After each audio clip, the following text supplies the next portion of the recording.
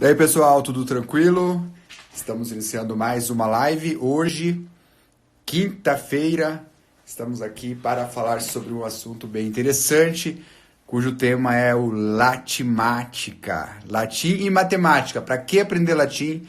Para que aprender matemática? E vamos falar também como introduzir o latim e a matemática às crianças. Então, vou chamar já aqui o meu caríssimo. Vamos ver aqui, ele já vai entrar, ele que é professor de matemática, está fazendo um trabalho aí excelente com um método de matemática Singapura. E aí, Sérgio, Ô, Josair, tudo tudo bem? certo? Como é que tá a câmera aí? Tá boa, tá boa. A Tá imagem tá, boa? o áudio tá bom e a câmera tá sendo estabilizada agora. Beleza. Daí, E o beleza? som?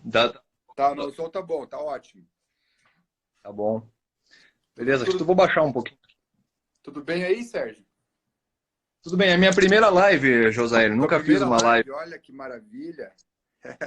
Seja bem-vindo ao mundo das lives. Estou sendo iniciado aí por você. Deu uma travadinha aí. Ô, Sérgio, Oi, Josair. se por um acaso você tiver com um computador ligado no Wi-Fi, se você conseguir desligar o Wi-Fi, melhora a conexão.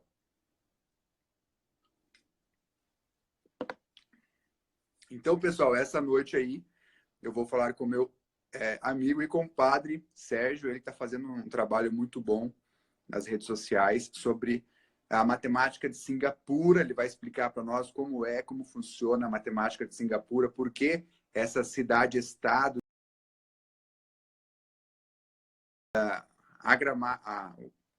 a matemática, e de repente o Singapura se transformou aí na referência mundial do ensino de matemática e de outras matérias também, a partir do momento que eles começaram a estudar um método específico de matemática. Vou chamar novamente aqui o Sérgio e a gente já vai começar a falar aí sobre por que estudar matemática e latim, como inserir isso às crianças e também a nós, né?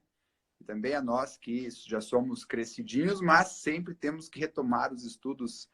Daí, Sérgio, você está de volta, meu caro? Agora eu estou aqui, 100%. Maravilha. Então, eu falava, Sérgio, sobre o método de Singapura que você iniciou aí há algum tempo já falando sobre isso, né? E eu acho que o modo como você ensina lá é interessante e assim é simples de entender. Então já inicio te dando os parabéns porque a gente precisa, né? Precisamos aí de alguém falando sobre o método Singapura. E antes de mais nada, eu quero perguntar para você aí as tuas considerações iniciais e manda um boa noite aí para o pessoal também. Boa noite a todos. Boa noite. Estou muito feliz de estar aqui. Como eu disse, minha primeira live. Estou tendo uns problemas técnicos aí. Acho que é normal. Não sei se a internet aqui está oscilando, mas enfim, vamos tentar. Vamos lá, Joséiro, então. Aham. queria começar perguntando para você. Todo mundo sabe que você é um dos maiores entendedores de latim eclesiástico do Brasil aí, e de matemática, como é que você é? Olha, matemática eu já tive numa melhor fase. Eu tenho um aplicativo no meu celular que eu sempre jogo ali, então ele começa com coisas mais fáceis, né? De adição, subtração, e ele vai evoluindo, sabe? Mas assim, não é nada muito profundo. Então eu só uso esse aplicativo mais para não ficar zerado na matemática. Então, um raciocínio mais rápido quando você vai no mercado, né? O troco. Hoje, por exemplo, eu fui depositar uns cheques aí para uma pessoa aí, e ela já tinha escrito, né, o valor dos cheques ali no boleto. E na hora que eu coloquei no envelope, na hora que eu coloquei o cheque, eu pensei, bom, eu vou dar uma olhadinha nos cheques, eram 3 cheques, para ver se o valor confere, né? E na hora que eu olhei, eu já percebi, opa, espera aí, o valor que estava no envelope está menor. Então era R$ 100 a menos, né? Aí, quer dizer, são essas coisas que Ai, eu procuro ali no aplicativo para ficar um pouco mais rápido, mas nessas coisas simples, assim, sabe? Agora, eu estou curioso aí pelo teu método, né? Já olhei lá alguns vídeos teus e eu já falei para minha mulher que para ensinar os meus filhos aqui em casa, eu quero dar esse método de matemática, porque afinal de contas eu quero me aprofundar e entender melhor de matemática, porque eu sei que a matemática também é um caminho aí para outros conhecimentos, não é mesmo? É verdade. Você sabe que tudo começou quando meu filho fez 5 anos, porque eu já dava aula de matemática, só que eu sempre dei para ensino médio ali, a partir dos 15 anos de idade, né, etc. E quando meu filho fez 5 anos de idade, eu falei, agora eu vou ensinar matemática para ele. Só que quando eu sentei com ele, Aham. não deu certo. Não deu certo. É? Eu falei, Por opa, quê? peraí. Falei, peraí. Ensinar pessoas um pouco mais velhas é diferente de ensinar criança. Existe algum jeito especial de ensinar matemática para criança. Eu preciso descobrir como é que se ensina matemática para criança. Aí eu comecei a estudar, comecei a pesquisar, descobri vários métodos, conheci famílias que usam determinados materiais. Uhum. E eu descobri, na verdade, que a corrida pela matemática no século XX Aham. foi a corrida para ensinar matemática às crianças. As crianças, elas estão no cerne dessa corrida pela matemática do século XX. Ah, Porque, é? assim, a gente viu no início dos anos 50 uma revolução a nível internacional na forma como as crianças são ensinadas a matemática. Tá? Basicamente, em síntese, tudo começou porque os Estados Unidos achavam que estava à frente na Guerra Fria da Rússia na questão da guerra espacial. E, de Aham. repente, a Rússia lança o Sputnik e coloca um satélite antes dos Estados Unidos. E aí começa uma corrida aqui no Ocidente. Peraí, eles estão fazendo alguma coisa que a gente não está fazendo. Eles sabem de alguma coisa que a gente não sabe. O que, que eles estão fazendo? Aí eles percebem, eles descobrem que eles podem aumentar a carga horária de matemática Aham. desde cedo. Podem adiantar o ensino da matemática, tá? E criar um jeito estruturado de ensinar matemática para as crianças. E aí ali começa uma série de tentativas. A gente vê várias escolas defendendo um jeito de ensinar crianças, várias escolas defendendo outro jeito, e abordagens completamente distintas, até opostas. Então, uma escola. Acho que o Sérgio caiu novamente. Ele estava falando aí sobre os Estados Unidos na época da corrida espacial com a Rússia, né? A Rússia então estava mandando satélites para o espaço, estava ganhando dos Estados Unidos, sempre tinha alguma coisa a mais pelo lado dos russos. Ele não chegou a esse detalhe, né? Que de repente, sem uma previsão assim de que os Estados Unidos ia chegar à Lua, os Estados Unidos de repente já fala que o homem foi à Lua, que é uma história que a gente acredita assim, meio com o pé atrás, né, de como foi a Lua, porque tem aí muitas teorias dizendo que isso é muito complicado, ainda mais para a época de 69, na época do Fusquinha, né? Então, se hoje eles não estão conseguindo ir para a Lua, como que em 69 conseguiram? Mas, enfim, inclusive a, a própria filmagem, né, a filmagem original, os caras da NASA dizem que perderam a imagem original ou venderam, que eles estavam precisando de um dinheiro, daí venderam. Pô, como assim, cara? Você foi para a Lua, fez a coisa mais fantástica da história e vendeu a fita original. Então, quer dizer, a gente acredita, né? Acredita meio com o pé atrás. Então, voltou, meu caro? Mudei, tô mais perto aqui. Mas eu já decidi, eu vou trocar essa internet aqui que não está funcionando bem. É mesmo? Mas então, Uhum.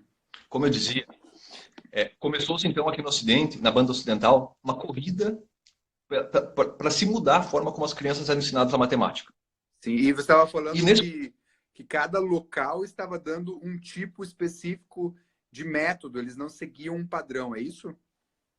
Não, não, na verdade não existia padrão. Não existe até hoje. Né? Como é que você ensina matemática para uma criança? Né? Existem escolas que defendem uma coisa, existem escolas que defendem outra.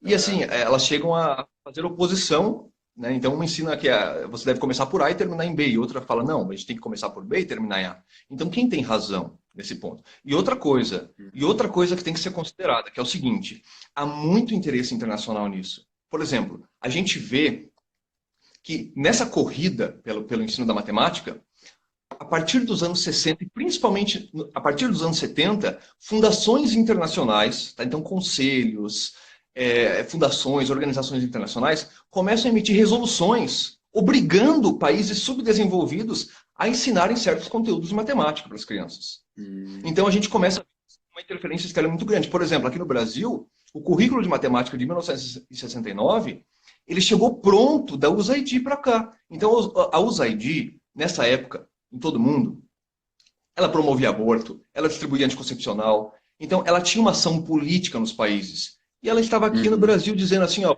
ensinar as crianças dessa forma. Então, peraí, a gente tem vários métodos, a gente tem uma corrida para ver como a gente vai ensinar matemática para as crianças, e ao mesmo tempo a gente tem a gente vê muitos interesses, a gente vê vários documentos. Por que todo esse interesse? E aí, bem, de repente, quando eu comecei a estudar tudo isso, né, porque eu apenas queria ensinar matemática para o meu filho, eu falei, como que eu ensino matemática para o meu filho? E eu comecei a descobrir essas coisas, etc. Uhum. E Singapura, atenção, por causa dos resultados. E por causa que ela Os escolheu uma resultados de escola, ela fez uma Singapura são excelentes, né? E ela fez uma escolha. E essa escolha, ela contrariou muita gente, inclusive. Tá? Eu não defendo cegamente tudo que eles fizeram, né? Eu conheço um pouco da história. Mas o mão de ferro, como a mídia chama, né? O ditador, ele escolheu aqui, ele não deu abertura para esses documentos, ele não ouviu essas organizações, ele não viu esses especialistas. Então, opa, você começa a farejar que tem coisa ali para ser investigada, que tem interesses supranacionais envolvendo o ensino de matemática. Inclusive, o Brasil, a gente não discute aqui o que deve ser ensinado para as crianças há muito tempo, há muitos anos, desde pelo menos o início dos anos 60. Isso vem tudo pronto para a gente desde fora, desde cima, né? Isso é imposto desde cima para a gente. Então, de repente, quando eu comecei a estudar, como é que eu ensino matemática para o meu filho? Eu apenas queria saber isso, né? Sim. Porque eu vi que realmente é diferente você ensinar matemática para uma criança de um adulto. Então, eu comecei a conhecer as escolas, comecei a conhecer os teóricos, comecei a ver esses documentos, comecei a ver alguns movimentos. E, de certa forma, eu comecei a participar desse debate. Né? Comecei a ver quais são os fundamentos dessa tese, dessa teoria, etc. Sim. Isso me chamou atenção justamente por causa desses resultados e por causa de várias outras coisas, né? Como eu disse aqui previamente. Entendi. Inclusive, você chegou a entrar em contato com o pessoal lá de Singapura, né? Para conversar com eles, especialistas, autoridades lá, né? Sim, eu conversei com o Instituto Nacional de Educação, conversei com o Dr. Banhar, porque o Dr. Banhar é o homem que levou o método mundo afora, né? Então ele foi para a Inglaterra, foi para os Estados Unidos, depois ele saiu dos Estados Unidos, foi para a Malásia, hoje ele está na Malásia, voltou, né, para lá. Mas assim, eu também conversei com várias pessoas na Hungria, conversei com alguns pesquisadores da Europa, fiz contatos com o pessoal na Inglaterra, mandei e-mail conversei até com o pessoal da Pontifícia Academia de Ciências do Vaticano, né, para ver qual era a opinião deles. Né? Assim, eu estou reunindo materiais, eu estou eles responderam você? O pessoal do Vaticano? Um só me respondeu. Do Vaticano? Vaticano, exatamente. É porque assim, existem os membros da academia, né? E aí eu fui pegando os contatos porque eles têm formações distintas, né? Eles são matemáticos, são físicos, são metafísicos, são filósofos. Aí fui selecionando os que tinham área afim, né? E fui mandando. Mas assim, todos que responderam, muito solícitos, com informações riquíssimas. Tá? Que bom. E não, foi muito enriquecedor mesmo, sabe? E é interessante, assim, ver, né? Observar, porque é o seguinte. Aqui no Brasil, como eu já disse, a gente não discute essas questões, como nós vamos ensinar as nossas crianças. Isso vem pronto desde cima, tá? Então a gente discute assim uma coisa, sabe, de que conteúdo a gente vai dar antes, que método a gente vai usar nesse contexto, para esse conteúdo, uma coisa bastante específica, sabe? Mas a gente não discute, por exemplo, qual é o fim da educação, né? Isso não é permitido que se discuta aqui, né? Você veja, José, Santo Tomás de Aquino é que o fim, a finalidade é o princípio da educação. Né? Então, nós vamos educar aqui nossas crianças, nós vamos ensinar latim, nós vamos ensinar matemática, nós vamos alfabetizá-las, mas nós vamos ensinar para formar que tipo de pessoa? Né? Como nós vamos encaixar, enquadrar esse conteúdo, esse currículo na formação integral dessa criança? Né? E Singapura, de certa forma, fez isso. Isso me chamou atenção, tá? Porque você veja, Singapura, ela contrariou todo o cenário internacional quando ela veio a público e falou assim, aqui em Singapura a universidade não é para todos. Não é. Por quê? Porque aqui em Singapura, a gente vai fazer uma educação personalizada. Então, as pessoas, vai ter uma porcentagem de pessoas que vão se destacar e essas vão para a universidade. Mas a universidade não é para todos, não. Aí, Uhum, o ditador, de ferro, ele é contra as minorias, é contra os pobres. Falou, não, não uhum. tem nada disso. Mas, Quando na aqui verdade a é o universidade não é contrário, para né? Se você, quer dizer, como que você vai colocar gente que não tem aptidão para o estudo ou para um estudo específico na universidade? Você vai gastar dinheiro, você vai gastar tempo, você vai gastar o tempo daquela pessoa e você poderia estar utilizando esses recursos para colocar gente realmente interessada e realmente capaz. E isso foi o que Singapura começou a fazer, né?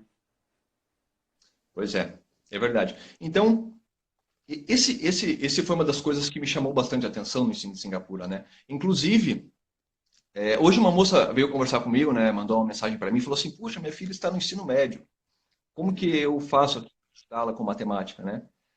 E assim, eu acho muito legal esse ensino da educação Está no personalizada, né? ensino Então, hoje, médio já e procurando sobre o método aí que você está mostrando, não é a né? primeira, são várias pessoas que já me procuraram assim com a mesma situação, né? Aham. E eu digo assim, olha, o método Singapura nessa faixa etária da sua filha, ele já teria identificado as aptidões da sua filha, né? Ele já teria visto se ela deve se aprofundar numa matemática mais avançada ou não, né? Então, Uhum. assim, primeiro, veja quais são os interesses da família, né?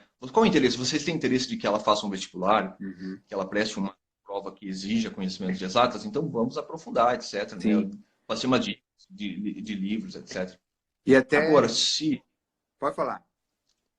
Agora, por exemplo, se o interesse da família não é outro, ou ela às vezes não vai para a escola, ou às vezes ela tem um interesse particular, então, bem, vamos investir nessa aptidão, né? Então, Sim, sim.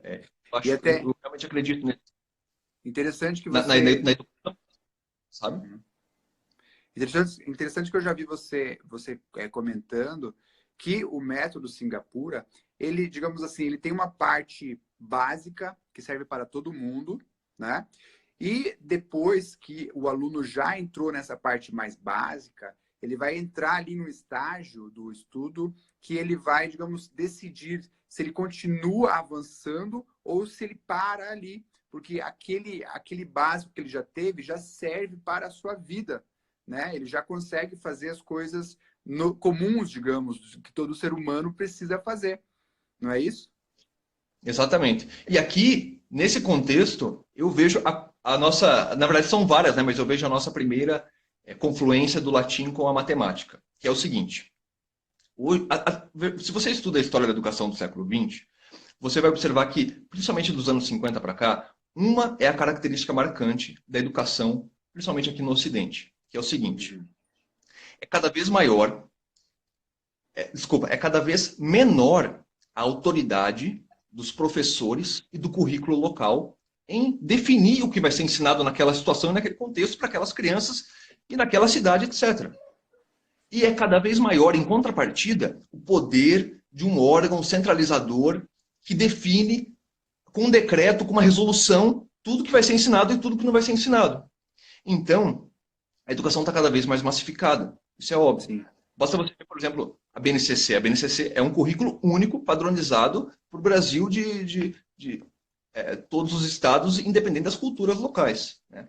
Então, nesse contexto, num contexto de educação massificada, num ponto, assim, praticamente insustentável, num ponto em que a coisa está tão hegemônica que as pessoas nem percebem, é como o ar que nos circunda. Você está ali e você não percebe, entendeu? Aham. Você não fica reparando, mas isso que está acontecendo. Você não define mais o que isso vai aprender. Você não define mais o que ele vai estudar. E não é nem os políticos ali. Isso está vindo desde cima, imposto desde cima. E nesse contexto, como eu vinha dizendo, é a primeira confluência aqui do latim com a matemática.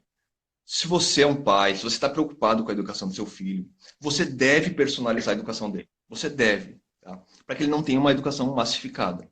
E essa, e Uhum. essa personalização deve ter latim e deve ter uma matemática séria, uma matemática que não seja, por exemplo, a matemática crítica, como a gente vê sendo ensinado hoje nas escolas.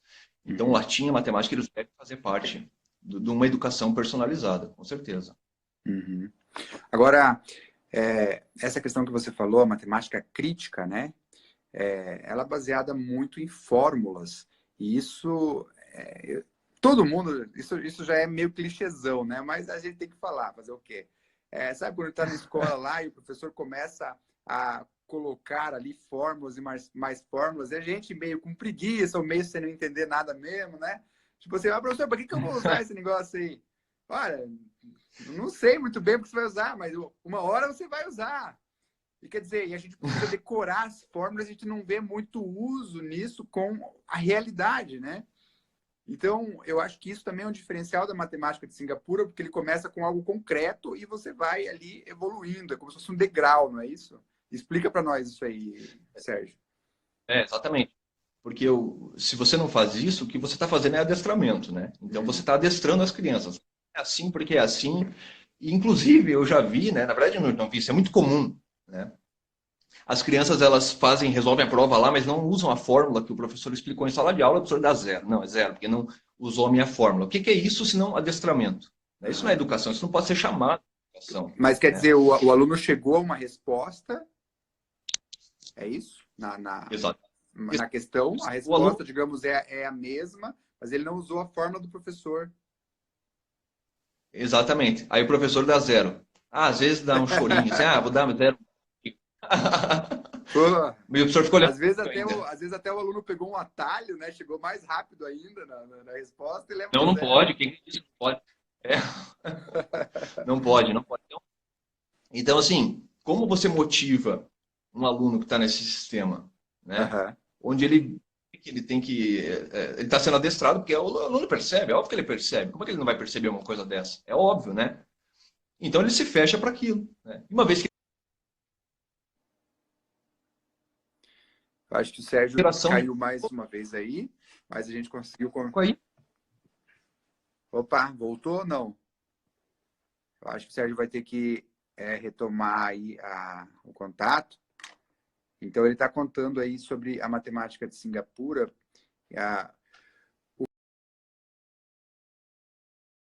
ela leva as crianças ou o estudante de matemática a ver aquelas coisas concretas e a trabalhar a matemática com as coisas concretas. E a partir disso, depois que o aluno pega ali uma boa base da matemática, ele começa a tornar aquela matemática mais abstrata.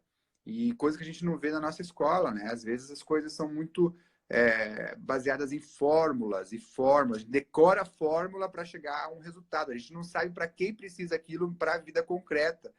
Então a gente acaba sendo coagidos, obrigados a decorar fórmulas e mais fórmulas. E quando você sai da escola, o que acontece? Você, logicamente, você esquece todas as fórmulas, porque você só recorda daquilo que você usa no dia a dia.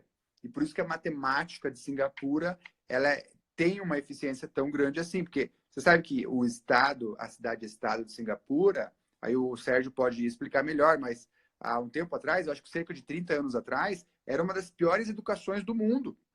Era tipo o Brasil, né? O Brasil, quando tem testes internacionais, ficam aí entre os países mais ruins do mundo em termos de educação. Assim era Singapura. A partir do momento que Singapura começou a usar esse método que parte do concreto para o mais abstrato, Singapura se tornou referência mundial em matemática, é o melhor país em matemática nos testes internacionais e também, fora a matemática, outras áreas do conhecimento, outras áreas do estudo também estão aí se destacando enormemente no mundo, com digamos, tendo a matemática como um ponto de partida, um ponto forte aí em Singapura, né, Sérgio?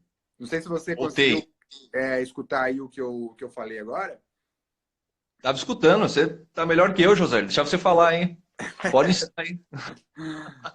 Não, não, mas a tua explicação aqui que tá sendo fundamental. Eu só joguei o que eu escutei lá nos teus vídeos lá. Você que me ensinou tudo isso aí.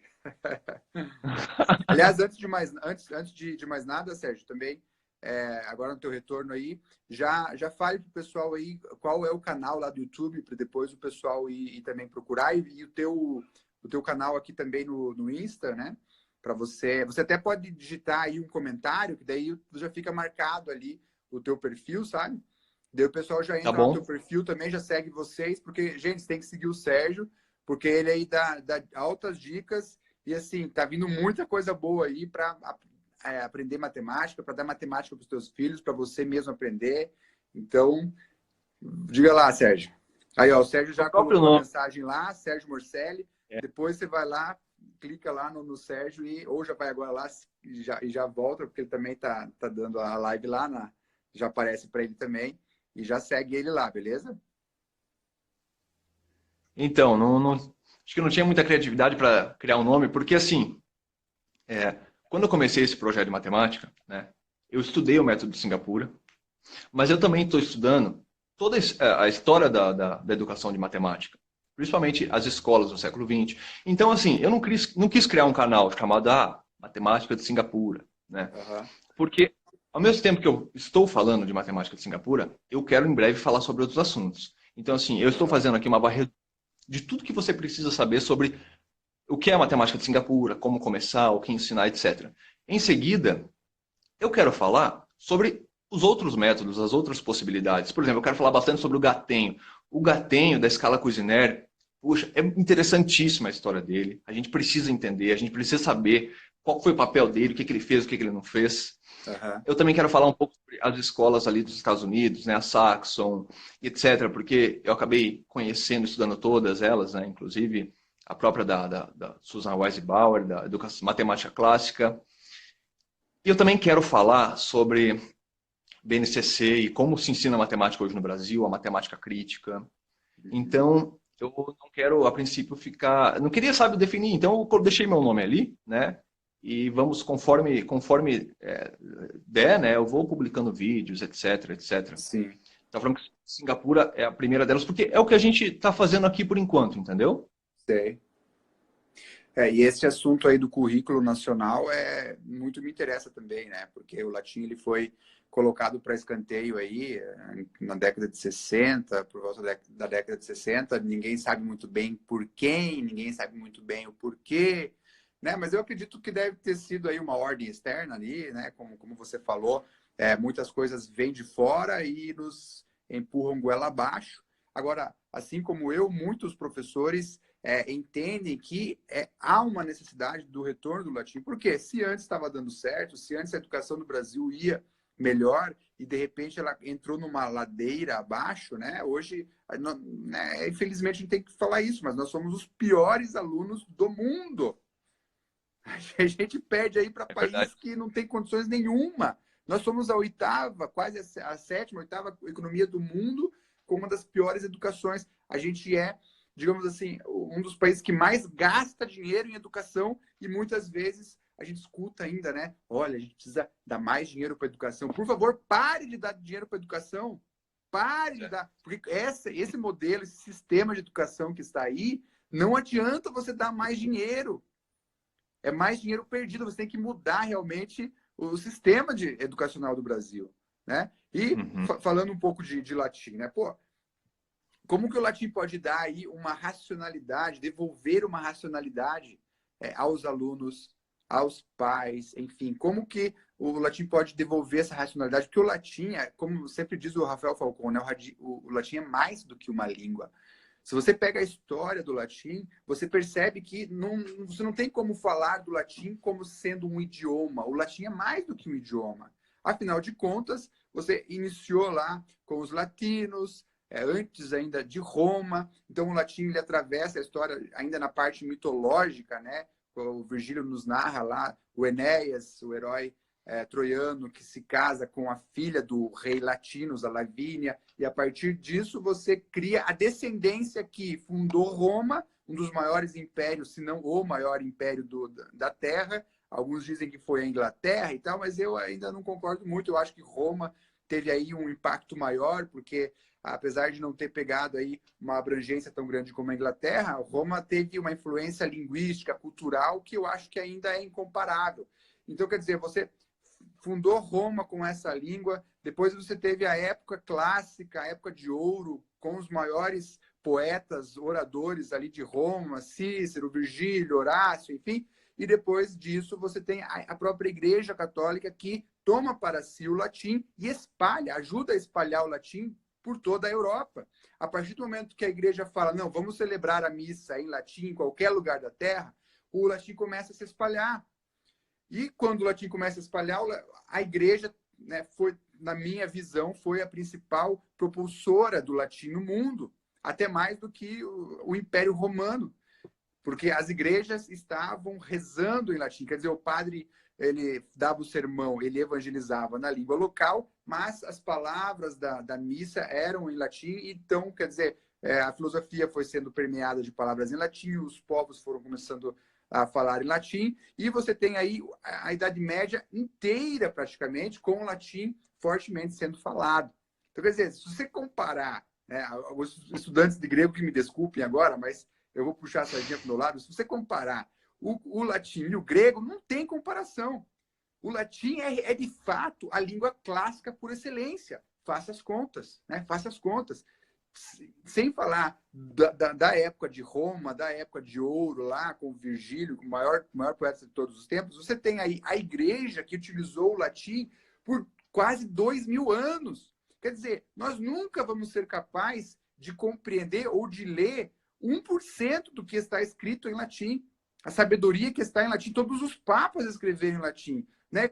Os santos escreviam em latim. Quer dizer, a coisa é muito mais grande, muito mais monumental do que a gente imagina. Então, assim, o que acontece, bem resumidamente, porque a história é grande, né? Mas bem resumidamente, o que acontece? Quando eu falo que o latim ele devolve a racionalidade para a pessoa, você imagina só, o latim ali ele era falado por muitos povos, por muita gente, e ele possuía uma racionalidade intrínseca. Então, o medieval, o homem, o estudante medieval que estudava latim, todo mundo estudava latim, todo mundo exagero, mas assim, a sociedade em geral estudava latim, ele entendia a mente de um romano. E ele entendia a cultura melhor do que um romano, né? Os medievalistas. Porque não, você tinha um Tomás de Aquino, por exemplo, foi na Idade Média que você teve um Tomás de Aquino. Então, quer dizer, quando o latim foi sendo dividido entre vários dialetos, porque isso é normal, né? Muitos povos se encontram, povos bárbaros se encontram, etc. e tal. Então, quer dizer, o latim foi sendo dividido. Só que essa divisão, até o Dante Alighieri fala, ele tem um pequeno livro falando sobre isso, ele fala que, olha, a única língua racional da época era o latim. Essas línguas outras aí, elas são línguas de animais. É como se fosse um miado. E o que aconteceu? Esses muitos dialetos, como que eles se transformaram em línguas mais estruturadas? Foi a partir dos grandes autores de cada região que foram forjando esses dialetos para que eles se transformassem em uma língua que a gente conhece hoje em dia. Por exemplo, até Luís de Camões escrever a sua Lusíadas, o português não era português. O português era uma língua assim muito rude, sabe? Muito rústica. Então, o que Camões fez? Ele tinha um conhecimento profundo do latim, e quando eu falo assim, o conhecimento da língua latina, não estou falando apenas do idioma, estou falando mais que isso. Ele não sabia latim, ele vivia o latim. Ele conseguiu passar para o português um modo racional da língua latina e passou para o português. Então, por exemplo, o português, ele era, a grosso modo, né? Ele era assim, o gato miou ao acordar. O cachorro latiu para o gato. Então, sempre pegava assim, coisas da própria ação humana, né? Primeiro vem o sujeito, o verbo, o objeto. O cachorro mordeu o gato. Não passava disso. Eram coisas, digamos assim, pelo hábito, você via o que acontecia e você repetia com as suas palavras aquele acontecimento. A partir da hora que o Luís de Camões pegou e fez a sua Lusíadas, ele deu uma racionalidade para a língua. Tanto é que se você pega lá os Lusíadas de Camões, você meio que assim sofre para encontrar o primeiro verbo, o verbo principal da primeira estrofe. Não é fácil. Então, ali mudou totalmente e ali, digamos, os vários dialetos que existiam do português, aquele principal que ele pegou para si, para produzir o livro, foi o português geral, falado hoje tanto em Portugal quanto no Brasil. Assim aconteceu com o italiano, apesar de que o italiano é algo mais peculiar, porque o italiano é muito mais próximo ao latim, né? Então ele não chegou a se descaracterizar tanto igual o português, igual o francês, o espanhol, o catalão, o romeno. Quer dizer, agora, só que tinha uma coisa, ali na Itália tinha muitos dialetos também do latim, do italiano. E quando o Dante Alighieri faz a sua Divina Comédia, ele escolhe um dialeto e, assim, põe para quebrar naquele dialeto com a sua experiência no latim e transforma o italiano naquele dialeto que ele escolheu. Quer dizer, nós temos aí as nossas línguas de hoje mais racionais, né, do que alguns séculos atrás. Por quê? Porque esses autores conheciam muito bem a racionalidade do latim e forjaram essas línguas hoje. Então, assim, não é verdade que as nossas línguas românicas modernas, elas foram sendo sofreram um processo evolutivo por causa do povão, né? Eu e você, digamos, a gente foi evoluindo a minha língua e pá, a língua tá tesão pra cacete. Não foi isso, foi os grandes gênios, né, literários que foram escrevendo e forjaram a língua que é hoje. Agora, as nossas línguas, apesar de ter uma racionalidade maior, ela ainda não tem a racionalidade que tem o latim. Então, por quê? As línguas românicas são flores. O latim é a roseira. Então, não adianta a gente ficar preso a uma flor. Nós temos que ir até a roseira. E não é assim, se aproximar da roseira para você conhecer melhor a flor. Isso é consequência, tá? Aprender... Ah, não, eu vou aprender melhor o latim depois que eu aprender Aliás, vou aprender melhor o português depois que eu aprender o latim. Isso é consequência. Você vai aprender o latim para você ter uma nova experiência de vida, para você ter uma nova experiência de racionalidade, para você entender o que pensavam os medievais. Senão você não consegue entender. Não adianta, eu posso ficar aqui 3 dias falando sobre isso, as pessoas não vão entender. Precisa-se ir até lá. E eu estou vendo muita gente que sabe disso, tem os seus filhos pequenos, mas não estão dando isso para os filhos. E assim, é perda de tempo. É perda de tempo. Então, para fechar esse meu resumo aqui, colocando essa importância do latim para retomar a racionalidade, né? Por exemplo, você pega lá um verbo que está no final da frase, você procura aquilo, você procura onde está o sujeito, você procura o objeto, você procura os complementos. Quer dizer, isso tudo faz com que você comece a enxergar as coisas do mundo de um novo modo, de um novo jeito. Você começa a ver a estrutura da realidade em si. E a matemática, eu acredito que também nos ofereça algo nesse sentido, de você devolver a racionalidade, de você olhar a estrutura dos conjuntos, de você olhar como funciona a estrutura aí, das coisas ao nosso redor. Não é isso, meu Perfeito, caro? perfeito, José, perfeito. Na verdade, a matemática, a gente tem aqui uma segunda, podemos falar de uma segunda característica em comum da matemática e do latim.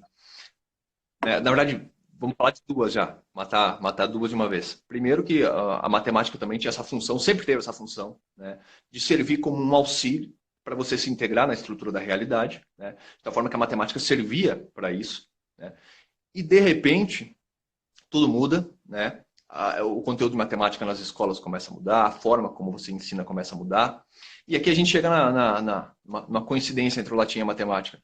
Os dois estão sendo, de certa forma, banidos ou caçados. O latim foi tirado completamente, né? E a O latim matemática foi foi excluído transformada, né? nos anos 60. E a matemática, de repente, ela ganha uma nova roupagem, né? A gente muda várias características dela, muda o método, muda o conteúdo, e a gente continua chamando de matemática, isso é matemática. E, de repente, você tem uma geração inteira de pessoas que não falam mais latim, não tem mais contato com a língua, e que também, assim, de certa forma, tem um ódio mortal à matemática, tem um trauma profundo com a matemática, né? E aí, de repente, o Brasil entra no seu maior grau de pobreza, de qualidade de educação, e as pessoas começam a falar, mas o que aconteceu? Mas o que aconteceu? E isso estava ali realmente, naquele instante que tiraram o latim e que começaram a mudar o ensino da matemática. É muita coincidência, né? É muita coincidência, exatamente. E você sabe que eu já estudei latim? Eu te falei isso? Já te falei isso? Ele falou, aham. Você sabe que eu lembro muito bem da aula número 1 do COF. Primeira aula do COF, do professor Olavo. É. E ele fala o seguinte, ó, eu não vou dar nada para vocês estudarem por enquanto, eu quero apenas que vocês me escutem. Apenas que vocês me escutem. Aí ele vai falando e ele fala, não, gente, não dá, não dá. Uma coisa eu tenho que falar para vocês já, de imediato, porque isso é urgente. E aí ele diz, né, que a importância da linguagem, etc. E ele fala que a expressão do conhecimento, ele explica, né, que a expressão do conhecimento é o início do conhecimento humano, né? Então, você tem uma experiência, né? Você absorve isso, você, de certa forma, armazena isso, e você tem que expressar aquilo para você entender o que aconteceu, para você contar a sua história para você mesmo, né? E de que forma você pode fazer isso, né? De que forma você pode exprimir a sua experiência? Dominando a linguagem, né? Então, o domínio da linguagem é o início do conhecimento. E aí o professor dá uma recomendação. Gente, para dominar a linguagem, estudem latim. E essa é a primeira recomendação dele. Ele fala assim, é uma obrigação. Vocês têm que estudar latim. Aí ele dá um prazo. Vocês estudem aqui 5 anos, etc. Mas o latim é uma obrigação, né? Aham. E então, assim, foi nessa época que eu estudei um pouco de latim, mas parei ali não avancei muito. Preciso retomar. Fico acompanhando o seu Instagram aí para lembrar das coisas. Ah, legal. Já avisando o pessoal aí também, né? Eu até coloquei nos stories hoje. Vou começar agora latim com o Evangelho de São João. Então, vou dar a minha intenção é pegar palavra por palavra. Já estou fazendo, já tenho um e-book aí preparado, tá? Então, palavra por palavra do Evangelho de São João e colocar ali, é um verbo de qual pessoa, qual tempo, qual modo, sabe? E fazer uma leitura, dividir o curso em dois, fazer uma leitura mais, digamos, com a tradução, falando sobre a etimologia de cada palavra, e uma outra leitura mais gramatical, realmente, né? Eu acho que vai ser bem interessante. Então, quem está assistindo aí, depois vai lá, tem um link na bio também, você entra na bio e pede para você receber informações. Eu não vou falar o dia aqui que vai começar, se eu não me engano, dia 5, dia 8 agora, mas já está aí na ponta, já estamos lançando, já o lançamento já começou, tá? Então entre lá e pede, porque bastante gente já se cadastrou e não fique de fora, né?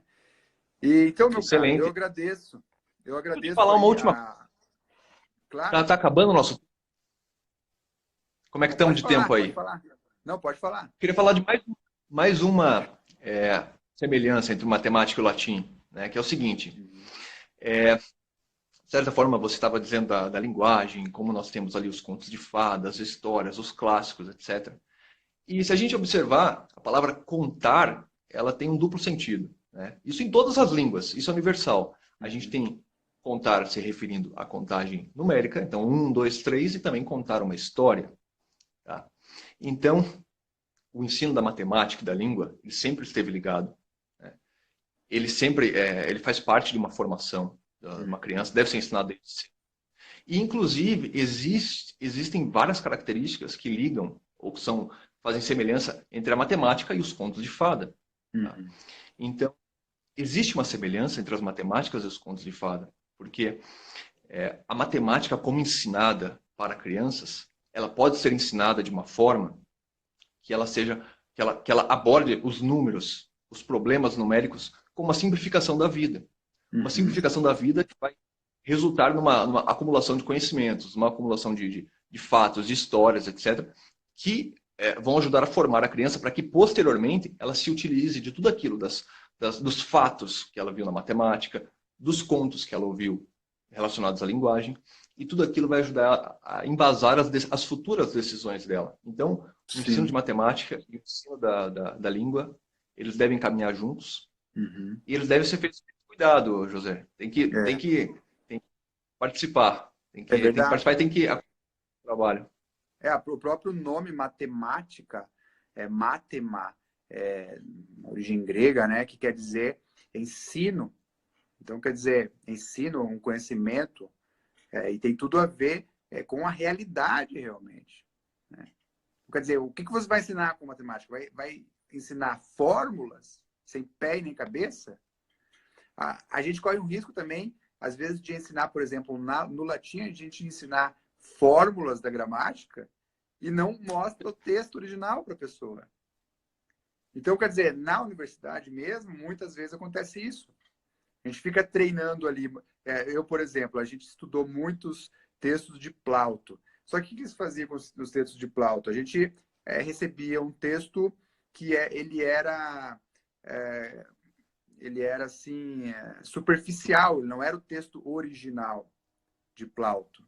Então, quer dizer, não, vocês são burro mesmo, vamos pegar o texto, não vamos deixar no original, vamos tirar as palavras difíceis, as coisas estranhas que tem aqui, vamos deixar só bem simplificado a coisa. E a gente ficava estudando a gramática. Gramática é como se fosse uma fórmula gramatical. Você não olhava para o original realmente, sabe? A gente corre risco também no latim, né? De cair num formalismo, assim, sabe? Então, quer dizer, tem tudo a ver até para... Se você for ver aí para a gente estudar o trivium e o quadrivium, né? O estudo da gramática e o estudo da matemática é imprescindível, né? A gramática, Exatamente. ela não é essa coisa muito formal. A gramática, para os medievalistas, ela era o quê? Resumidamente, ela era as poesias. Você interpretar as poesias. A gramática formal que a gente conhece, ela era, assim, não tinha muita importância, sabe? Claro, às vezes ela ajudava, mas os alunos que chegavam lá, pegavam o original, o professor ajudava a ler, não tinha aquela decoreba e tal, de várias tabelas de declinação. Isso, como que o estudante ia sabendo? Com um texto em cima e de repente, ele pegava a racionalidade do texto, que eu acredito que é isso que a matemática que você está propondo faz, né? Você pega a racionalidade do dia a dia e propõe fazer cálculos em cima disso. A tua matéria-prima são as coisas existentes, são as coisas reais. E a partir disso você faz... Claro, depois se torna também abstrato. Só que aí você já entendeu ali para que serve tudo aquilo, né? Daí você pode abstrair. Sim, exatamente. A matemática, ela tem que avançar para o abstrato. É necessário, porque a matemática trata de imaginação, ela trata de encontrar a verdade. E a matemática, ela é abstrata, né? Mas, como eu disse, existe uma forma de você começar. Existe uma forma para você ensinar as crianças. Existe uma forma que elas se interessem. E de que você veja também as aptidões dela, né? Se ela tem aptidão, puxa, vamos lá, vamos fundo. Porque senão, como você estava dizendo agora, a gente cai no adestramento, né? Adestramento de matemática, adestramento de gramática, né? E o que você ganha com isso? Você apenas ganha o fechamento da criança. A criança se fecha para aquilo, né? Uhum. E você estava até dando o exemplo de como ocorre com a gramática, né? Com a matemática eu presenciei isso várias vezes, né?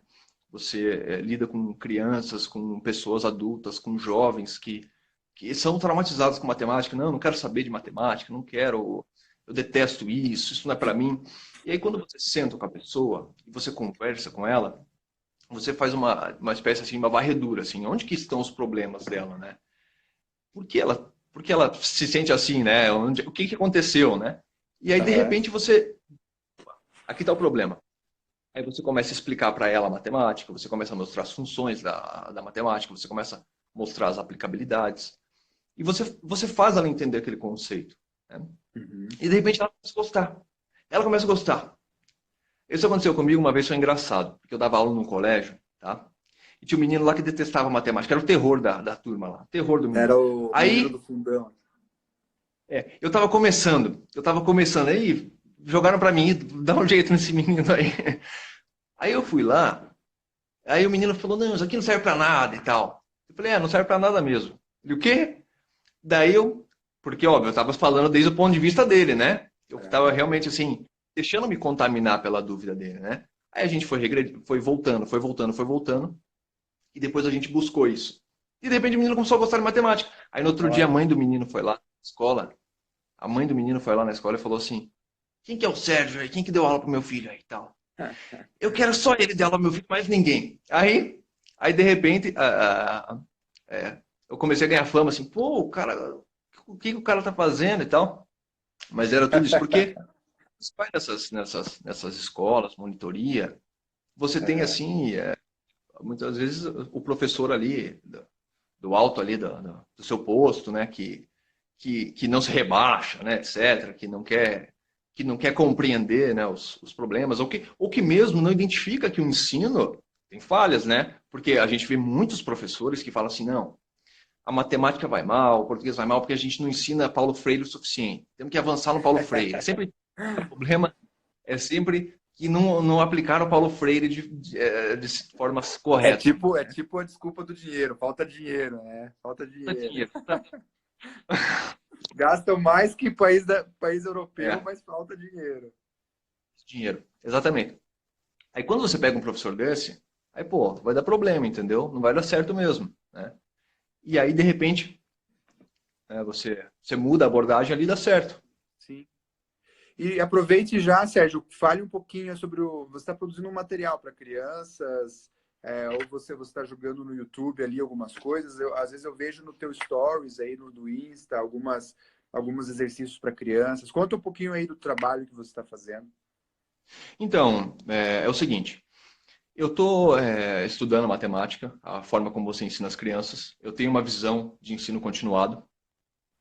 E para a faixa etária ali, inicial, para a faixa etária do meu filho, dos 5 anos, esse ciclo básico, eu acho que o que a gente tem de mais eficiente hoje no mundo é o método de Singapura. Eu acho que a gente tem muito a aprender com eles, a gente tem muito o que aprender com o método. Você veja, o método, ele de repente renasce com Montessori, né? Existem vários links entre a matemática de Singapura e a Montessori, né? Então ele busca isso. Então você fala assim, peraí, né? Tem coisa interessante aí. Então, do que nós temos à disposição, eu creio que matemática de Singapura seja aquilo que mais vale a pena a gente se debruçar e trabalhar em cima. Então, eu Uhum. tenho produzido alguns materiais, mas apenas assim para uso dos meus filhos, e eu tenho distribuído isso para as pessoas que me pedem. Por quê? Porque, José, eu já ensinei muitas crianças matemática, eu já dei muita aula, mas eu nunca dei aula para criança. Então, Uhum. eu quero realmente enviar materiais para as pessoas, eu quero receber o depoimento delas, eu quero Uhum. ouvir o que elas têm a dizer. E a depender desses retornos, aí bem, a gente pode ver de elaborar o material, fazer uma coisa estruturada, etc. Uhum. Mas por enquanto eu estou nessa fase de prova social, tá? Então eu quero me certificar do que eu estou fazendo, tá? Por enquanto, assim, está sendo muito bom. Eu estou recebendo alguns retornos muito positivos, alguns inclusive que me deixam realmente felizes, assim, que me fazem ganhar meu dia, sabe? Tem alguns retornos assim que falam, puxa vida, né? Quão gratificante é isso, né? Valeu Aham. a pena. Às vezes, sabe, porque você veja, a primeira vez que eu gravei um vídeo para o YouTube, eu fiquei umas 3 horas para falar, porque é horrível falar com uma câmera sozinho num quarto fechado. É, E pelo menos uma live assim a gente sabe que já tem gente escutando, né? Parece que torna mais natural, é, assim. e você ainda aí, meu compadre, então, enfim, aí você fica, né? Você perde a noite naquilo, né? E de repente chega uma mensagem para você, né? Uma mensagem, puxa, isso me ajudou, muito obrigado e tal. E aí você ganha forças, né? E fala, puxa, eu vou continuar, entendeu? Uhum. Vou fundo. E comigo tem sido assim, sabe? Eu tenho recebido uns retornos assim muito positivos. Uhum. Eu tô realmente muito muito feliz assim com o rumo que as coisas, sabe? Que Então, legal. eu sugiro que todos aqui, se quiserem saber dos materiais que eu estou produzindo, dos meus vídeos, basta me Entra lá. acompanhar, tá? Uhum. Me entra no Instagram. Na verdade, assim, o meu objetivo sempre foi ter o YouTube como minha rede social primeira, né? Então eu Sei. comecei no YouTube, coloco vídeos lá, tá? Mas Uhum. eu tô trazendo alguma coisa aqui para o Instagram, e aqui no Instagram também eu tenho contato, né? Eu recebo as directs, a gente conversa com as pessoas, acontece no YouTube, né? Então, mas assim, as redes sociais elas têm se complementado, né? Você pode ver os meus vídeos, você pode entender o conceito, entender o conteúdo. Em breve, né? Eu imagino que eu vou fazer algo em torno de 10 vídeos de matemática de Singapura, tá? E depois eu quero falar sobre os riscos ou os perigos, né, do ensino de matemática vigente hoje no Brasil. Hum, legal. Bom, o Sérgio acho que caiu aí novamente. Vamos ver se ele já vai voltar. Eu deixei, pessoal, é, o link dele aqui embaixo fixado. Então daí você entra lá, Oi? curte a página do Sérgio. Opa, voltou, Sérgio? Tô aqui? Agora tá. Ah, então eu quero avançar com meus vídeos. Eu quero assim, ó, veja, aqui nós temos a matemática de Singapura, tá? Mas Uhum. por que você precisa dela? Por que você precisa pelo menos conhecer ela, saber o que ela fala?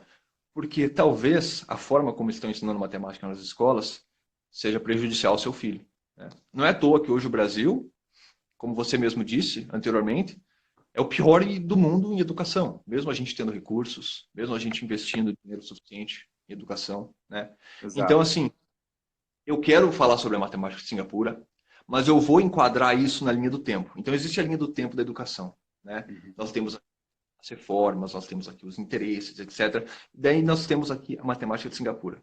Então, nesse contexto aqui, tá? O que eu acredito é isso. Você pode conhecer um pouco do contexto, ter sua opinião, né?